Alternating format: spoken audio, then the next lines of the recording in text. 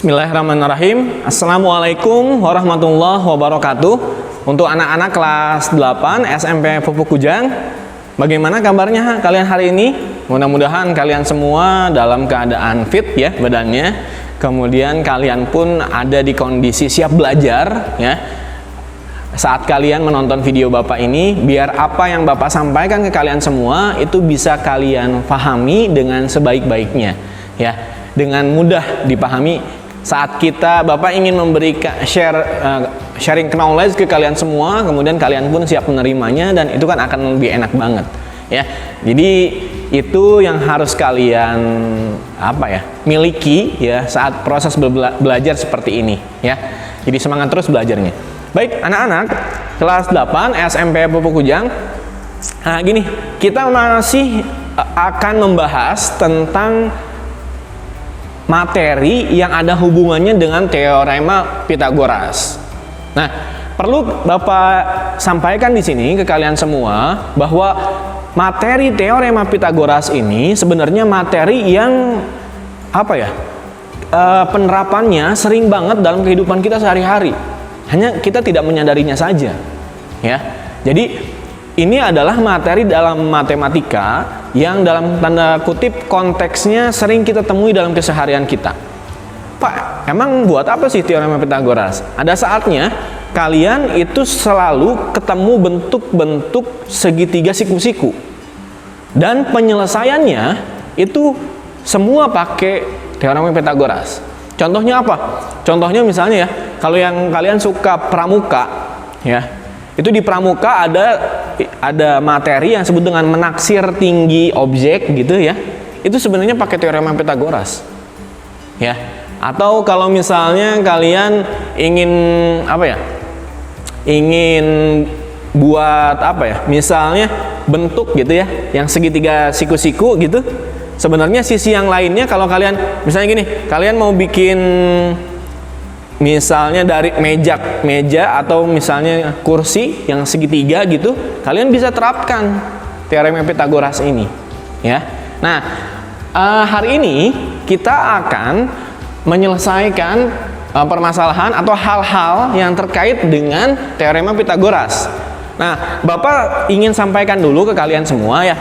Jadi untuk bisa menyelesaikan permasalahan atau problem ya dengan teorema Pythagoras ini, kalian tips dari Bapak, kalian yang pertama harus gambarkan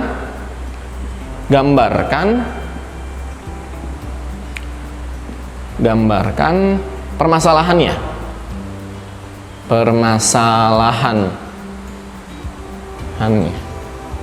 Jadi jangan cuma dibaca doang, coba digambarin, karena saat digambarin kalian akan bisa nemuin gini, oh ternyata ini segitiga siku-siku ya, oh berarti segitiga siku itu diginiin gitu ya. Jadi biasain adalah gambarkan permasalahannya secara detail, oh gimana gitu ya.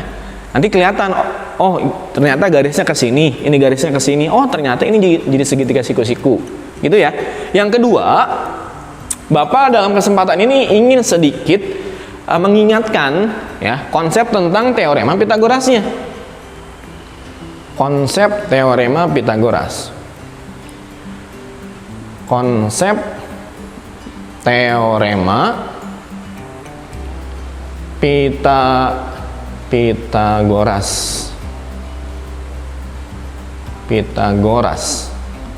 Nah, jadi dalam konsep teorema Pythagoras yang jadi hal penting adalah kalian harus tahu sisi miring. Ingetin ya, sisi miring. Nah, jadi kalian harus bisa menentukan dulu nih, oh mana yang sisi miring. Saat kalian sudah gambarin, ya udah digambarin nih, kemudian kalian harus tahu, oh sisi miringnya yang mana, gitu ya. Nah, Bapak ingin ingatkan, sisi miring itu ingat gini aja, ini sisi yang paling panjang. Nah, yang kedua diingatnya adalah sisi miring adalah sisi yang di depannya siku-siku siku-siku. Nah ini ya, jadi sisi miring itu adalah sisi yang paling panjang dan sisi yang ada di depannya. Jadi kalian harus ingat. Jadi misalnya gini ya, kemudian kalian harus tahu bahwa teorema Pitagoras itu misalnya gini, A kuadrat, atau kemarin Bapak sering nulisnya adalah gini, C kuadrat sama dengan A kuadrat ditambah B kuadrat. Nah ini berlaku gimana segitiganya dulu ya. Kalau segitiganya kayak gini,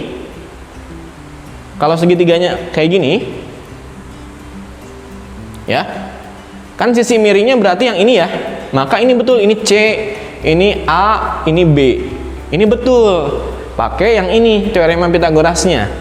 Tapi kalau Bapak punya segitiga yang lain, misalnya gini,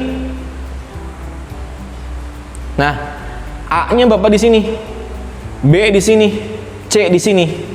Maka untuk segitiga ini ya, sisi miringnya yang mana? Sisi miringnya yang A. Maka bukannya ini bentuknya, tapi jadi A kuadrat sama dengan B kuadrat tambah C kuadrat gitu. Jadi yang menentukan itu adalah sisi miringnya. Jadi sisi miring itu adalah penjumlahan kuadrat sisinya. Ya, jadi kalian harus ingat nih. Atau misalnya bentuknya, kalau Bapak kasih contoh lagi, misalnya gini, ya, nih Bapak di sini simpannya di sini B, di sini A, di sini C. Ini siku-siku. Maka yang miringnya yang mana? Sisi miringnya yang ini.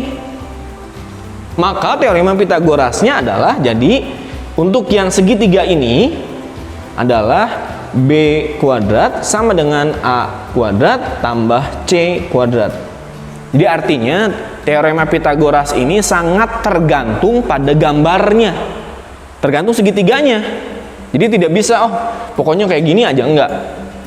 Itu tergantung gambarnya, ya tergantung segitiganya. Nah segitiganya yang penting itu adalah yang harus kalian cermati itu sisi miringnya, ya begitu ya anak-anak ya. Oke, baik anak-anak kelas 8 SMP Pupuk Kujang. Sekarang nih Bapak akan kasih problem-problem nih. Ada 2 problem yang sudah Bapak siapkan. Yuk kita sama-sama bahas ya. Coba kalian cermati ya dari pembahasan Bapak ini. Oke, pertama ya, Andi menyandarkan tangga yang panjangnya 5 meter ke sebatang pohon. Jarak ujung bawah tangga terhadap pangkal pohon adalah 3 meter. Berapa meter tinggi pohon? Nah, ini logika kalian harus main nih, ya. Dan sekali lagi awalnya harus gambarkan minimal biar tahu pohon di mana, tangga di mana, gitu ya. Nah, sekarang Bapak mau gambar ini. Di sini pohon nih. Ini pohon. Ya, ini pohon, ya, ini pohonnya nih ya, tahu gini ya. Nah ini pohon nih, Bapak kasih ini aja, pohon, karena Bapak menggambar kurang bagus lah ya, menggambar artistik gitu. Ini pohon, kemudian ada tangga yang disandarkan, ya. Ada tangga disandarkan nih di sini nih. Nih. Ya, ini tanah nih ya. Ini ada tangga tuh. Ya, sorry. Ini kita buat lurus ya. Oke. Lebih bagusnya memang pakai penggaris ya. Untuk kalian bikin kayak gini. Ini tangganya nih ya. Nah, ini tangga. Ini pohonnya, ini tangganya, ya. Nah sekarang baru panjang tangga yang panjangnya 5 meter, berarti ini 5 meter. Nah, kemudian jarak ujung bawah tangga, ujung bawah terhadap pangkal pohon di sini, ini 3 meter. Yang dicari apa? Yang dicari adalah berapa meter tinggi pohon yang ini. Yang kita cari. Ini misalnya Bapak bilang X atau A deh ya, A. Nah gini, yang kita mau cari adalah A. Nih coba ya, perhatikan sama kalian ya.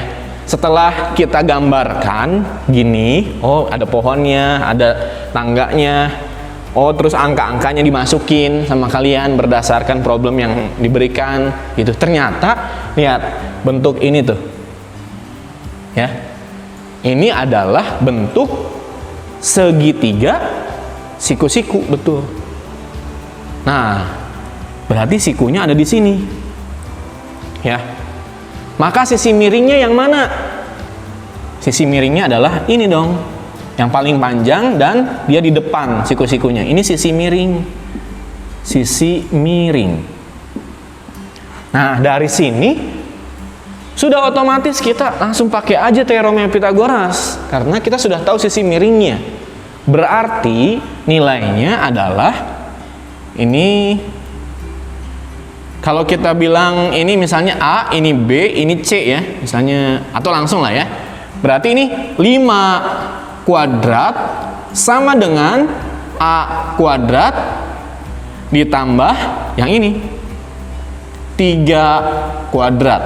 Nah, sini kita masukin nih 5 kuadrat itu adalah 5 dikali 5, maka hasilnya adalah 25 sama dengan yang ini A kuadrat saja kita tulis ditambah 3 kuadrat, berarti 3 dikali 3 hasilnya adalah 9. Nah, angka satuin sama angka ya, berarti ini pindah ruaskan ke sini sama kalian ya. Pindah ruas itu yang tadinya positif berarti berubah jadi negatif, maka 25 ini tadinya plus 9 maka jadi minus 9 sama dengan A kuadrat. Nah, kita lanjutkan di sini. 25 dikurang 9 itu berapa? 16 ya, sama dengan A kuadrat. Nah, kalau kita mau nyari nilai A-nya saja, maka ini diakarkan, akar 16 ya. 16 akar 16 berapa? Akar 16 hasilnya adalah 4 ya. Maka jadi tinggi pohon adalah 4 meter. Selesai ya. Itu pakai ya, digambarkan dulu kemudian masuk ke teorema Pitagorasnya. Selesai. Gitu ya. Bisa ya untuk problem yang pertama ya. Boleh kalian nanti lihat lagi ya step-stepnya biar ingat. Kemudian yang kedua nih, problem yang kedua. Nah, sebuah bus berjalan meninggalkan terminal ke arah barat sejauh 120 km. Kemudian bus berbelok ke arah utara sejauh 50 km. Berapa kilometer jarak bus dari tempat semula? Nah, sekali lagi ini pun harus kalian gambarkan dulu. Bukan hanya sekedar dibaca. Biar apa? Biar ketahuan, oh mana pakai Pitagorasnya di sebelah mana. Gitu, ya.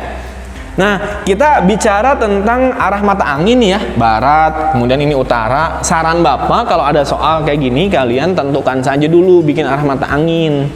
Ini misalnya gini. Sini ya.